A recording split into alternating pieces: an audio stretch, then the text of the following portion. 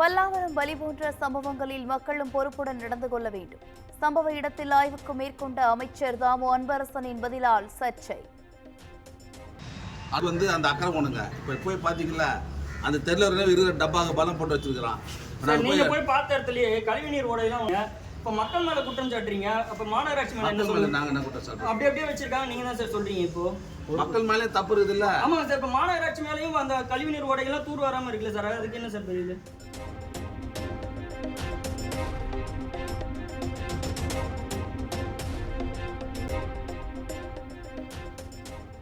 பல்லாவரம் அருகே கழிவுநீர் கலந்த குடிநீரை குடித்து 3 பேர் பலியான செய்தி அதிர்ச்சி அளிக்கிறது. சுகாதாரமற்ற குடிநீரால் மக்கள் உயிரோடு திமுக அரசு விளையாடி உள்ளதாகவும் எதிர்க்கட்சித் தலைவர் எடப்பாடி பழனிசாமி கண்டனம்.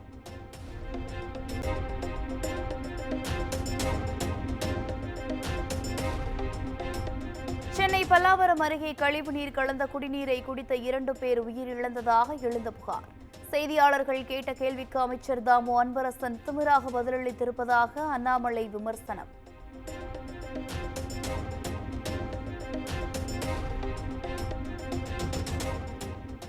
அண்ணாமலை மகாத்மா காந்தியை விட உண்மையானவர். அவர் உண்மையை தவிர வேறெதுவும் பேச மாட்டார். தமிழக காங்கிரஸ் கமிட்டி தலைவர் செல்வ பெருந்தகை விமர்சனம்.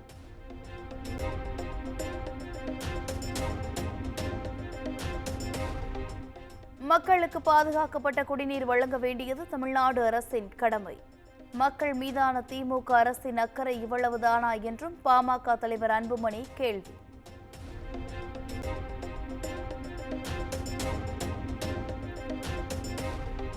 கழிவுநீர் கலந்த குடிநீரை பருகிய 3 உயிரிழந்த சம்பவம். சம்பந்தப்பட்ட பகுதியில் நீர் மாதிரிகளை சேகரித்து தமிழ்நாடு குடிநீர் வடிகால் வாரிய அதிகாரிகள் ஆய்வு.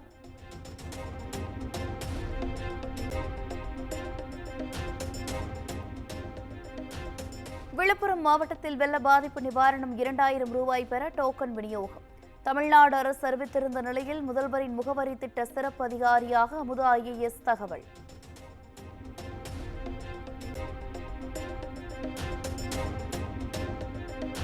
வெள்ள பாதிப்பை தொடர்ந்து விழுப்புரத்தில் வெள்ளிக்கிழமை பள்ளி கல்லூரிகளுக்கு விடுமுறை அறிவிப்பு.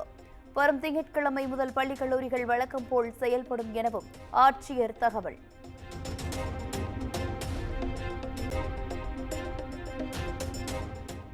திருவண்ணாமலை மாவட்டம் விரலூரில் ஆற்று வெள்ளத்தில் சிக்கிய இளைஞர்கள் ஆபத்தை உணராமல் இருசக்கர வாகனத்தில் சென்ற நிலையில் கயிறு கட்டி மீட்கப்பட்டனர்.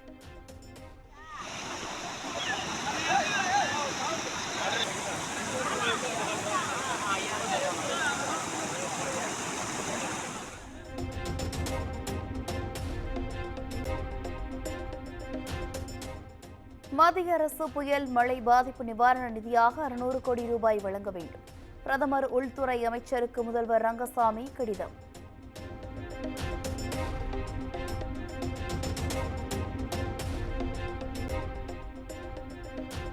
எந்த அடிப்படையில் நாம் தமிழர் கட்சியை SP வருண்குமார் பிரிவினைவாத இயக்கம் என்று கூறுகிறார்?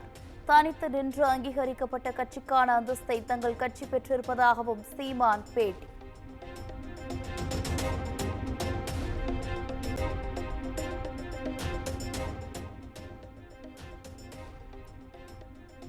திருச்சி SP வருண்குமார் மீது நாடக நிர்வாகி இடும்பவனம் கார்த்திக் DGPயிடம் புகார்.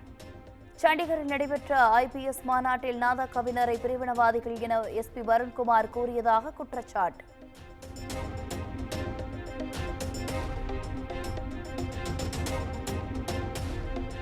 தமிழ்நாடு காலநிலை மாற்ற நிர்வாக குழுவின் 2வது ஆலோசனை கூட்டம். காலநிலை மாற்றத்திற்கு ஏற்ப தமிழ்நாடு அரசு பல்வேறு நடவடிக்கைகளை எடுத்து வருவதாக முதலமைச்சர் MK ஸ்டாலின் பேச்சு.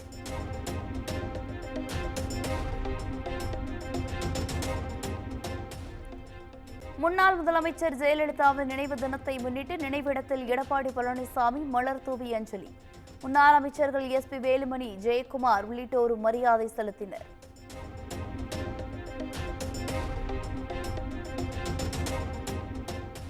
அதிமுகவின் அனைத்து சக்திகளும் ஒன்றிணைந்து தேர்தலை சந்தித்தால் வெற்றி பெறலாம் என OPS கருத்து. 2026 சட்டப்பேரவை தேர்தலில் நிச்சயம் ஆட்சி மாற்றம் ஏற்படும் என ஜெயலலிதா நினைவிடத்தில் VK சசிகலா பேட்டி.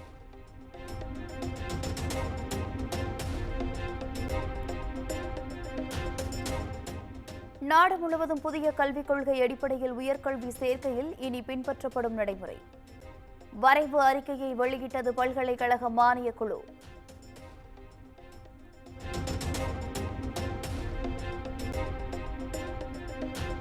$153 கோடியில் மேம்படுத்தப்படும் அரசு கல்லூரிகளின் உட்கட்டமைப்பு. நிதி ஒப்புதல் அளித்து தமிழ்நாடு அரசு உத்தரவு.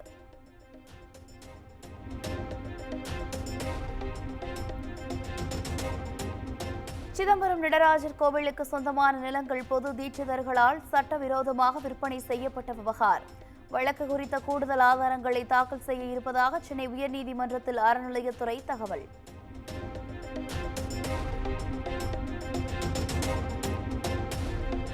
காலியாக இருக்கக்கூடிய 5 பல்கலைக்கழகங்களின் துணைவேந்தர் பணியிடங்களுக்கான பிரச்சினை மார்ச் மாதத்திற்குள் தீர்க்கப்படும்.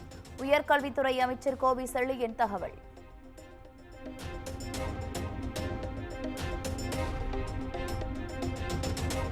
வள்ளலார் சர்வதேச மையம் அமைப்பதற்கு தேவையான அனுமதிகளை உயர்நீதிமன்றத்தில் தாக்கல் செய்தது அறநிலையத்துறை. பெருவெளியில் கட்டுமானங்கள் மேற்கொள்வது தொடர்பாக வேளாண் தீயணைப்புத்துறை வழங்கிய புதிய அனுமதி தாக்கல்.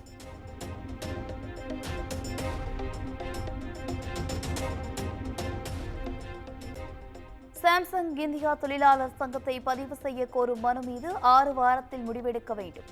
பதிவுத்துறைக்கு சென்னை உயர்நீதிமன்றம் உத்தரவு.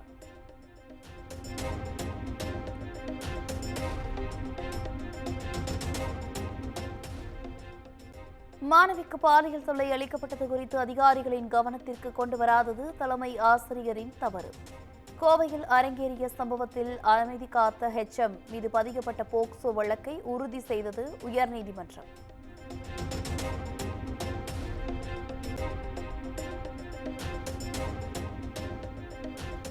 வேலைவாய்ப்பின்மை அதிகரித்துள்ள நிலையில் காலியிடங்களை நிரப்ப நடவடிக்கை எடுக்காதது ஏன்? தமிழக அரசுக்கு சென்னை உயர்நீதிமன்றம் கேள்வி.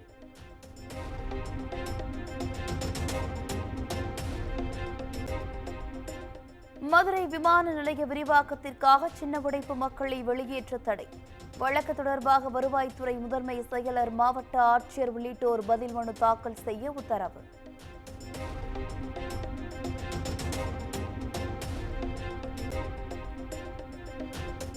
முரசொலி அறக்கட்டளை அலுவலகம் உள்ள நிலம் பஞ்சமி நிலம் என பேசிய வழக்கு. மத்திய இணையமைச்சர் எல் முருகனுக்கு எதிரான கிரிமினல் நடவடிக்கைகளை ரத்து செய்தது உச்சநீதிமன்றம்.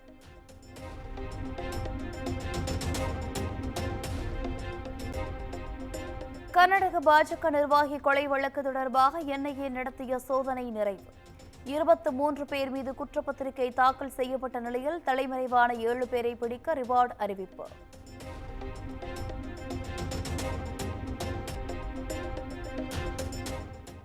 கஞ்சா விவகாரத்தில் மன்சூர் அலிகான் மகனின் செல்போன் ஆதாரங்கள் வெளியீடு. 5 கிராம் உயர் ரக OG கஞ்சா 10,000 முதல் 11,000 வரை விற்பனை செய்தது விசாரணையில் அம்பலம்.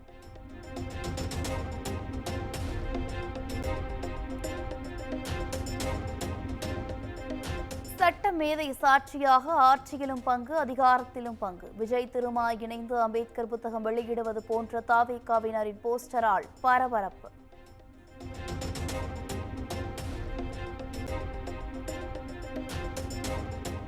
மதுரை மாவட்டம் விக்கிரமங்கலம் அரசு பள்ளியின் தற்காலிக ஆசிரியர் மீது போக்சோ வழக்கு பதிவு.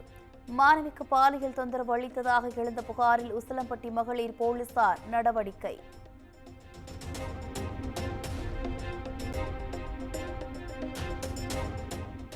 கடலூர் அருகே குளத்தில் மூழ்கிய நபரை தேடும் பணியில் தொய்வு. விரைந்து உடலை மீட்க வலியுறுத்தி உறவினர்கள் சாலை மறியல்.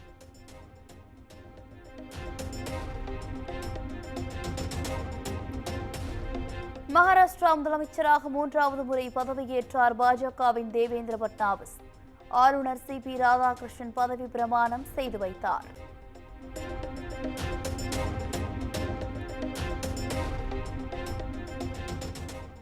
மகாராஷ்டிராவின் அமைச்சர்களாக ஏக்நாத் ஷிண்டே, அஜித் பவார் பதவியேற்பு. இருவருக்கும் துணை முதலமைச்சர் பதவி வழங்கப்பட உள்ளது.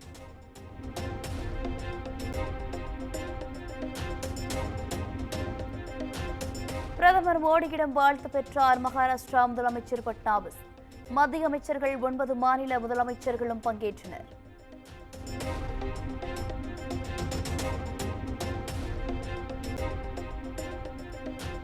மகாராஷ்டிரா முதலமைச்சர் பதவியேற்பு விழாவில் ஷாருக் கான், சல்மான் கான், ரன்வீர் சிங் உள்ளிட்டோர் பங்கேற்பு.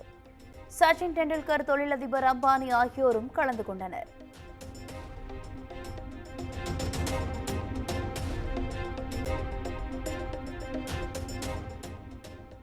அதானியை மோடி பாதுகாக்கிறார் என்ற வாசக உடையுடன் மக்களவைக்குள் சென்ற எதிர்க்கட்சி எம்பிக்கள். ரயில்வே மசோதாவை தாக்கல் செய்ய இயலாமல் இருதரப்பினரும் கடும் வாக்குவாதம்.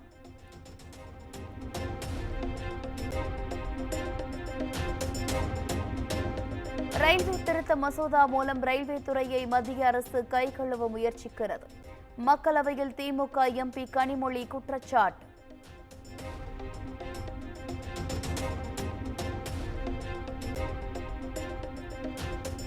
சூரியனின் ஒளிவட்ட பாதையை ஆய்வு செய்யும் PSLV C-59 ராக்கெட் விண்ணில் பாய்ந்தது. ஐரோப்பா விண்வெளி நிறுவன 2 செயற்கைக்கோள்கள் ஸ்ரீஹரிகோட்டாவிலிருந்து வெற்றிகரமாக ஏவப்பட்டது. 2, 1, 0.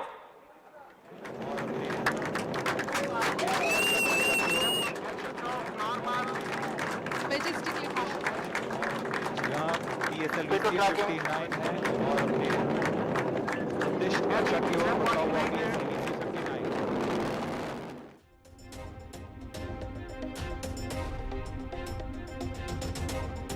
வெற்றிகரமாக சுற்றுவட்ட பாதையில் நிலைநிறுத்தப்பட்ட செயற்கைக்கோள்கள். இந்திய விண்வெளி ஆராய்ச்சி நிறுவனமான இஸ்ரோ அறிவிப்பு.